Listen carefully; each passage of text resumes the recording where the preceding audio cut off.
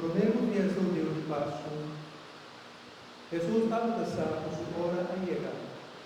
La pasa de mundo aquí y va a ser catado. Jesús siempre estima a sus discípulos que estaban con el mundo, que la estima no tiene fin. Nada para sentar en la mesa para comer. Después el diablo anima del corazón de Judas y de Simón Iscariote el plan para traicionar a Jesús.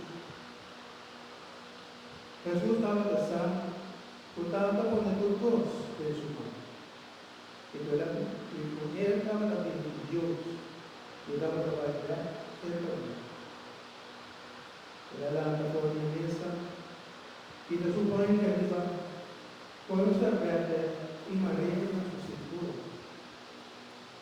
Después era bajar agua del coche y a comenzar la batida de sus discípulos. Estaba la semejantía que se verde que daba la primará a su cintura. Al llegar el turno para la batida de Señor Pedro dice: Señor, ¿hago para la batida? Jesús contesté: ahora aquí no te comprende qué comunicación, a luego comprende después. Pedro respondió: no, lo lava mi pie jamás y nunca. Jesús contesté: si no lava mi pie, pues no te pertenece nada.